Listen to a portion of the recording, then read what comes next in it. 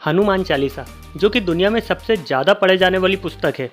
दुनिया भर में जितने भी हिंदू धर्म को मानने वाले लोग हैं, लगभग सभी के घरों में इस पुस्तक का होना एक आम बात है। माना जाता है कि जिस भी किसी घर में प्रतिदिन हनुमान चालीसा का पाठ किया जाता है, उस घर से अनिष्ट शक्तियाँ और परेशानियाँ दूर रहती है।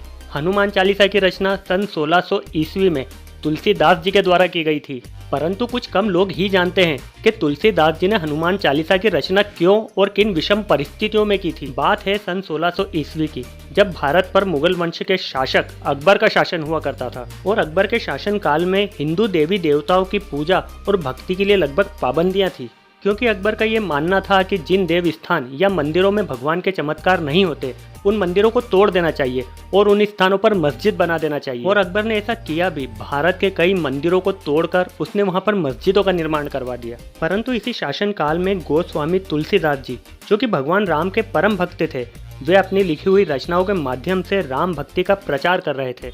एक बार तुलसीदास जी किसी रास्ते से गुजर रहे थे कि अचानक एक महिला ने रोते हुए उनके पैर पकड़ लिए। जब तुलसीदास जी ने उस महिला से रोने का कारण पूछा, तो उस महिला ने बताया कि अभी अभी उसके पति की मृत्यु हो गई है। महिला की बात सुनकर तुलसीदास जी को बिल्कुल भी आश्चर्य नहीं हुआ, क्योंकि उन्हें भगवान राम पर पूरा विश्वास था। उन्होंने वहां पर उपस्थित सभी लोगों से राम नाम का जाप करने को कहा और सभी राम नाम का जाप करने लग गए।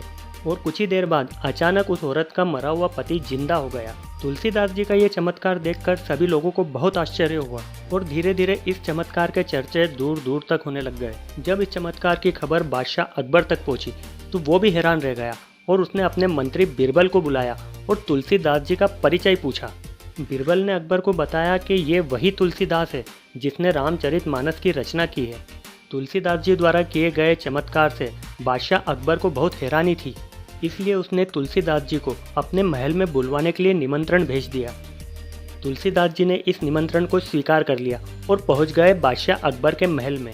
जब बादशाह अकबर और तुलसीदास जी की भेंट हुई, तब बादशाह अकबर ने तुलसीदास जी की तारीफ करते हुए कहा कि हमने सुना है कि आप बहुत अच्छे लेखक और चमत्कारिक इंसान हैं, तो क्यों ना आप हमारी तारीफ में भी कुछ अच्छी सी रचना कर दें। इस पर तुलसीदास जी ने कहा कि मैं भगवान राम का भक्त हूँ और मैं भगवान राम की ही भक्तिमयी रचना करता हूँ, ना कि किसी इंसान की। ये बात सुनकर अकबर को बहुत गुस्सा आया और उसने तुलसीदास जी से कहा कि तुम इतने बड़े राम भक्त हो, तो यहाँ पर कोई चमत्कार करके बताओ। तब तुलसीदास जी ने कहा कि मैं राम भक्त हूँ, ना ही कोई बाबा या तांत्रिक जो चमत्कार करूं, और जो चमत्कार आज तक हुए हैं वो मैंने नहीं, मेरे प्रभु श्री राम ने किए हैं। इस बात पर बादशाह अकबर भड़क गया और उसने तुलसीदास जी को बंदी बनाने का आदेश दे दिया। सैनिकों ने तुलसीदास जी को जंजीरों से बांधकर काल कोठरी में डाल दिया। ऐसी काल कोठरी जहाँ पर खाना पीना तो दूर, किसी भी प्रकार की रोशनी तक का इंतजाम नहीं था। तुलसीदास जी को बंदी बनाए हुए लगभग 40 दिन बीत चुके थे, पर किसी को ये भी पता नहीं था कि तुलसीदास जी जीवित है या उनकी मृत्यु हो चुकी है। परंतु 41वें दिन कुछ ऐसा हुआ कि जिसे देखकर सब हैरान रह गए। अचानक हजारों बंदरों की टोली ने बादशाह अकबर के महल पर हमला कर दिया और महल में तोड़फोड़ शुरू कर दी। अचानक हुए बंदरों के हमले के कारण महल में भगदड़ मच गई।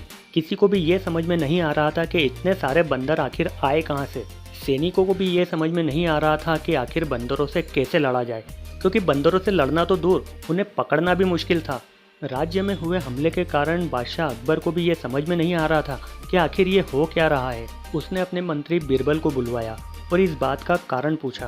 तब बीरबल ने अकबर को ताना मारते हुए कहा कि जहाँपना आप चमत्कार देखना चाहते थे ना, तो देख लीजिए, आपने अपनी जीत के कारण एक ऐसे भक्त को बंदी बनाकर कैद कर दिया है जिसका कसूर कुछ नहीं था। बादशाह को बीरबल की बात में दम लगा और उसने तुरंत ही तुलसीदास जी को रिहा करने के आदेश दे दिए।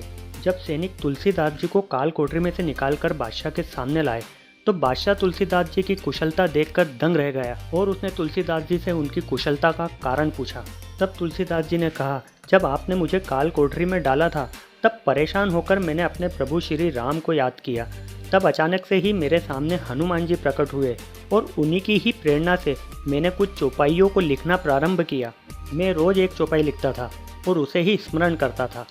कुल मिलाकर मैंने 40 चौपाइयों की रचना की है और इनके समाप्त होते ही आपने मुझे रिहा कर दिया। बादशाह अकबर तुलसीदास जी की बातें सुनकर बहुत शर्मिंदा हुआ और उसने तुलसीदास जी से माफ़ी मांगी।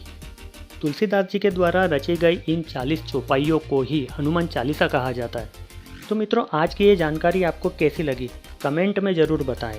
वीडियो को लाइक करें और चैनल को सब्सक्राइब करना बिल्कुल भी ना भूलें। इसी के साथ आज्ञा दें, मिलते हैं अगले वीडियो में कुछ और नई जानकारी के साथ।